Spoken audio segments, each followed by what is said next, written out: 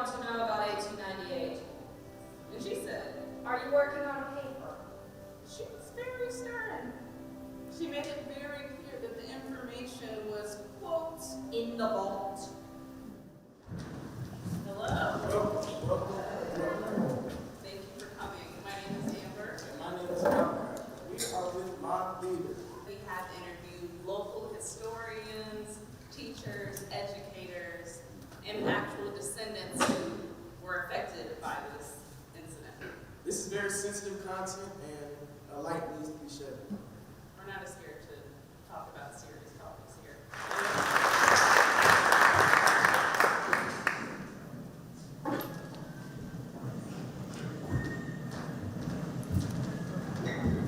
Riot in Wilmington! Burn the record office. Feared Negroes may try to retaliate. Wilmington in state of excitement. Thursday, November 10th, 1898. 6 lives lost. The terrible state of affairs in Wilmington. The record office is burned to the ground and the contents destroyed. Manly is nowhere to be found. Gatling guns now in position. Help is called for. 3 white men wounded and 4 Negroes killed is the extent of damage reported. White still Negroes in Sea City of Wilmington. White citizens of North Carolina. Overturn existing city And government. at once establish their own. 1898 was actually a massacre. It was not a race riot. 1898 was very, very crucial. It destroyed the role models in Wilmington's community. People we could look up to. The intelligent people.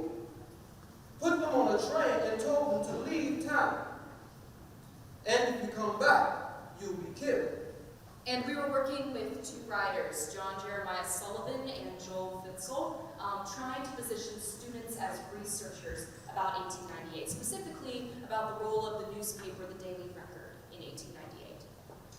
And there were several Confederate statues visible throughout the city that honored Confederate enablers and former slave owners. Some of the students didn't realize they were actually Confederate monuments, but when they did, they had a question.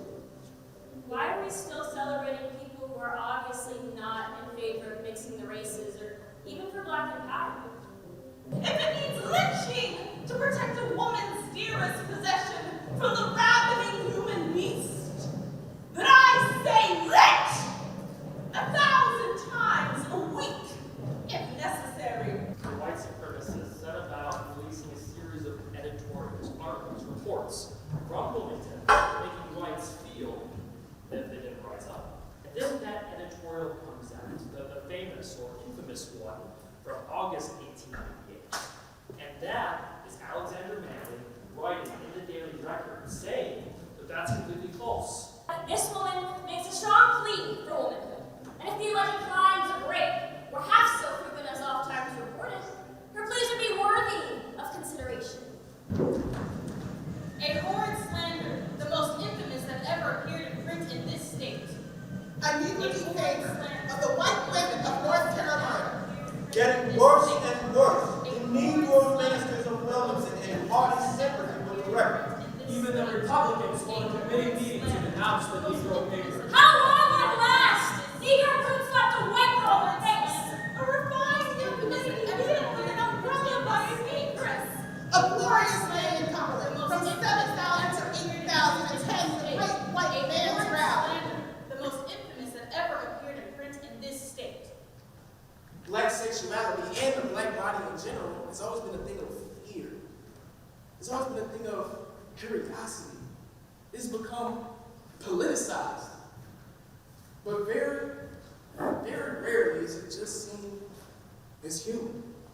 And so it created this very uncomfortable dynamic where some people were seen as safe and I'm seen as a danger. And Grandma Amelia had this wild look. And I drew near the bed and I just wanted to hug her and say, hey, and be a kid again. But she grabbed my wrist and she began to ramble about running. And she said, And if it ever happens again, you run. Just run. what stuck with me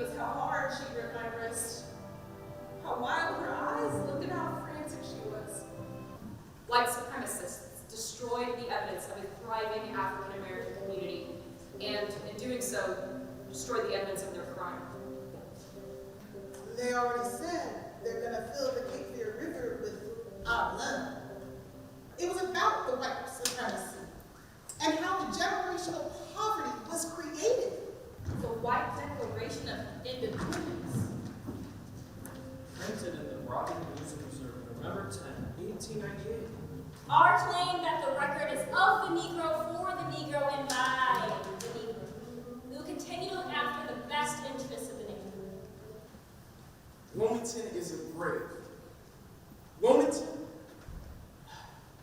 it's built literally on top of a bunch of dead black people.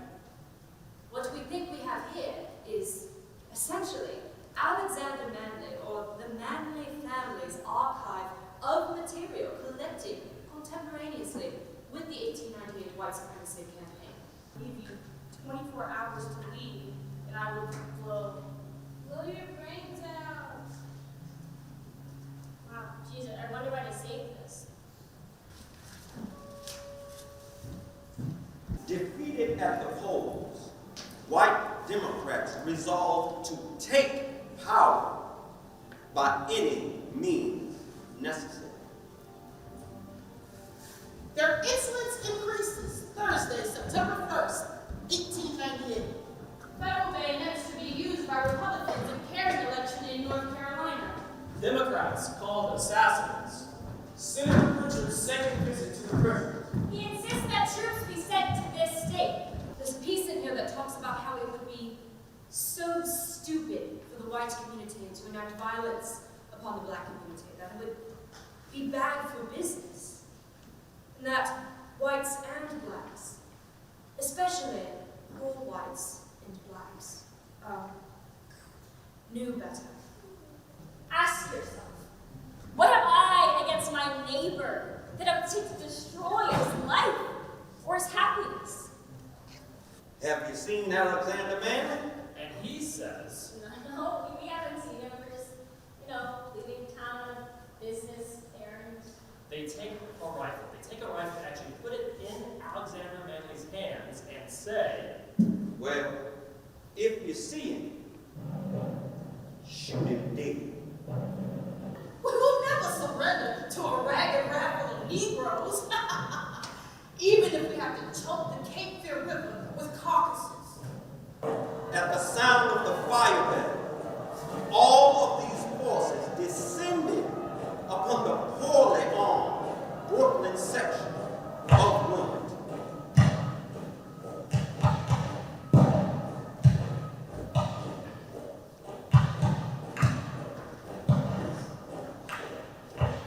My grandma, Athenia, she was a child, a teenager. She witnessed a man being shot, leaving his house. Her mother, Mary, gathered her and their sisters, and they ran to the church because they felt like it would be a safe haven. So they ran to the church, but not right up to the doors. As though you're saying maybe half a block, maybe a block away, peeking in from between some houses. Because you're running in between houses. But they saw the red shirts on carts. They saw the carts with the Gatling gun. They expected to find a safe haven, but they were not able to find it there. People say like it was maybe only 30, 40 people. The population went from, 60, 70% black population to less than 40%.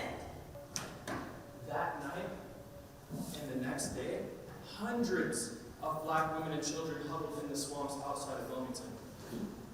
Conservatives drove their political opponents, black and white, into exile and banished the city's most prominent black professionals at gunpoint. There are records that indicate that people died from secondary causes, which isn't talked about enough. You had a park that our tax dollars were going to uplift a co-conspirator of a massacre. What kind of justice is that? It's immoral. But yet, there's no compensation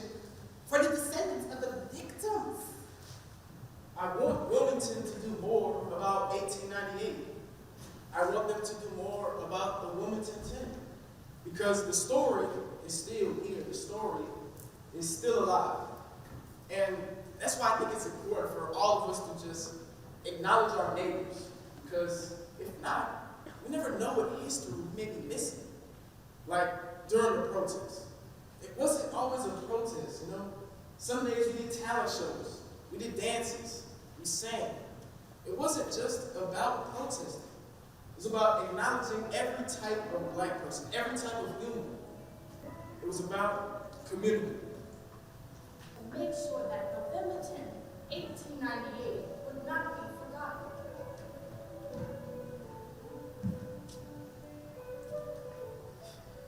I guess my point is, 1898 is very, very crucial. Not only to the history of Wilmington, but to the history of America and the world.